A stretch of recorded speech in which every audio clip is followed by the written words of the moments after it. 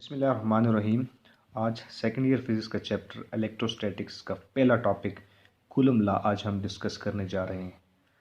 अब coulomb law basically law है charges के दरमियान फोर्स के बारे में। अब हमें ये तो पता है कि आपके पास सेम चार्जेस अट्रैक्ट करते हैं और अपोजिट चार्ज रिपेल करते हैं एक दूसरे को, लेकिन कितनी फोर्स से अट्रैक्शन या रिपल्शन करते हैं उसका आइडिया हमें फर्स्ट टाइम दिया था कूलम ने। जिस तरह कूलम ने यह आइडिया बेसिकली लिया था न्यूटन से। जिस तरह न्यूटन ने आप का जो लॉ है, न्यूटन लॉ ऑफ ग्रेविटेशन के दो ऑब्जेक्ट हैं, m1 मेस और m2 मेस का, तो इनका जो प्रोडक्ट है F is equal to G m1 m2 divide by R square, कि अगर दो मैसिव ऑब्जेक्ट हैं उनके दरमियान एक फोर्स होती है, तो सेम यही आइडिया कूलम ने लिया कि अगर चार्ज भी हों तो उनके दरमियान भी तो फोर्स हो सकती है, क्योंकि मैस और चार्ज दोनों आपके पास इंट्रिंसिक प्रॉपर्टी हैं। इस वजह से कूलम ने भी कहा कि जिस तरह मैसेज एक दूसरे के दरमियान फोर्स लगाते हैं तो चार्जेस भी एक दूसरे के दरमियान फोर्स लगा सकते हैं। अब ये एक्सपेरिमेंट परफॉर्म किया कूलम ने। अपरेटस जो था टॉरियन बैलेंस अपरेटस था। तो उसने ये कहा कि अगर आपके पास दो चार्ज हों, उन दो चार्जेस के दरमियान जो फोर्स है उसके प्रोडक्ट के डायरेक्टली प्रोपोर्शन है और डिस्टेंस के इनवर्सली प्रोपोर्शन है। मीन कि the magnitude of force between two point charge is directly proportion to product of the charges and inversely proportion to distance between them. मतलब सबसे पहले चीज़ जो आपने यहाँ पे समझनी है वो है पॉइंट चार्जेस। पॉइंट चार्जेस क्या है? पॉइंट चार्ज स्मॉल चार्जेस जिनका जो साइज़ है उनके दरमियान डिस्टेंस से बहुत कम होता है, तो ये बेसिकली कहलाते हैं पॉइंट चार्जेस। मीन कि ये जो डेफिनेशन है मैथमेटिकल इस तरह स्टेप में कन्वर्ट हो जाएगी। देखें, this force is directly proportional to Q1 Q2, this force is inversely proportional to R square and this force is equal to Q1 Q2 upon R square. जब हम proportionality को हटाएंगे तो यहाँ पे हम कांस्टेंट K, तो F is equal to K Q1 Q2 upon R square. So ये आपके पास दो चार्जेस के दरमियान लगने वाली फोर्स है, जिस तरह न्यूटन ने दो मैसेस के दरमियान लगने वाली फोर्सेस को इस तरह डिराइव किया था। देखें, यहाँ पे मैसेस हैं और यहाँ पे चार्जेस हैं।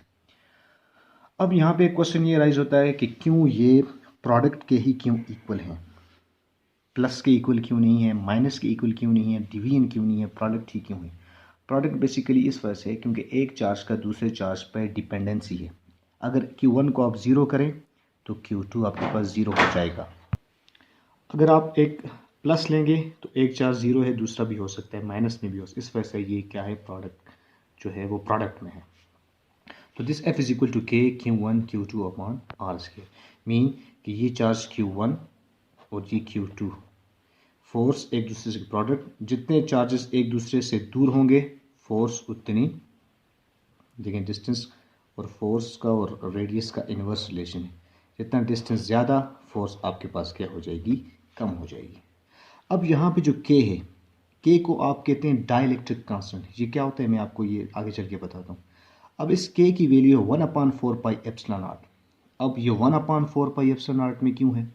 अब देखें, एक चार्ज आपके पास है Q, तो उसके गिर्द 4 पाई रीजन है और उस चार्ज से आपको पता है कि इलेक्ट्रिक फील्ड लाइन एमिट होती है।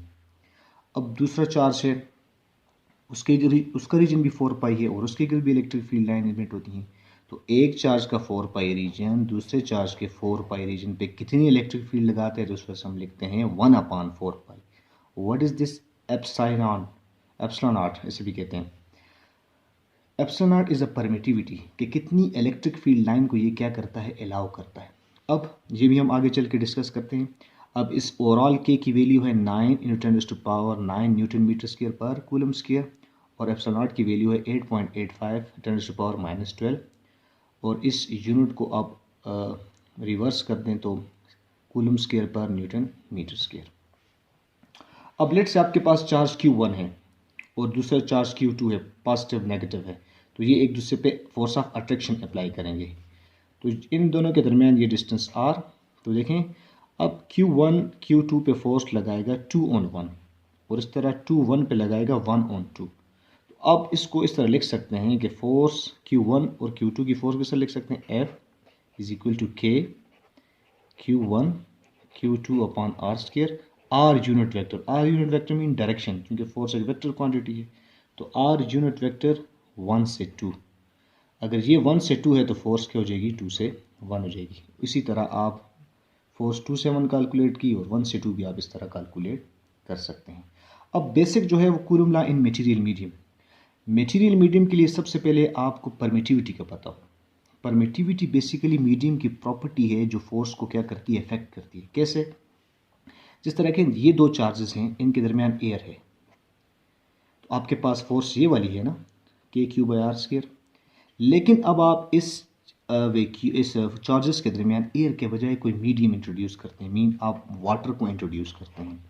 आप इन दो चार्जेस के दरमियान बुक को इंट्रोड्यूस करेंगे, तो क्या होगा, जब भी आप मीडियम इंट्रोड्यूस करेंगे तो फोर्स हमेशा क्या हो जाएगी, कम हो जाएगी। क्यों?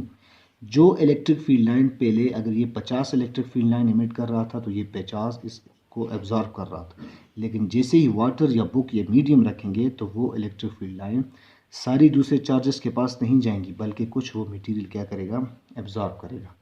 तो हम लिख सकते हैं, जब आपके पास मीडियम हो तो हम लिखते हैं 1/4 पाई एप्सिलॉन, नॉट नहीं लिखते, नॉट एयर या वैक्यूम को लिए होते हैं।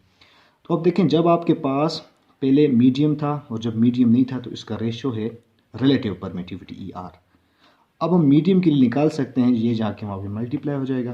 तो इस वैल्यू को हम यहाँ पुट करते हैं, this F medium is equal to 1/4 pi epsilon naught epsilon R Q1 Q2/R²। अब ये जो 1/4 पाई QR² जो है ये बेसिकली क्या, F वैक्यूम है। So F medium is equal to ये F वैक्यूम और ये रह जाएगा एप्सिलॉन R। तो यहाँ से एप्सिलॉन R आप लिख सकते हैं F vacuum upon F medium. तो इस तरह आप फोर्सेस के दरमियान किसी एक मीडियम की दूसरी मीडियम से रिलेटिव परमिटिविटी भी क्या कर सकते हैं, ऑब्टेन कर सकते हैं। Thank you.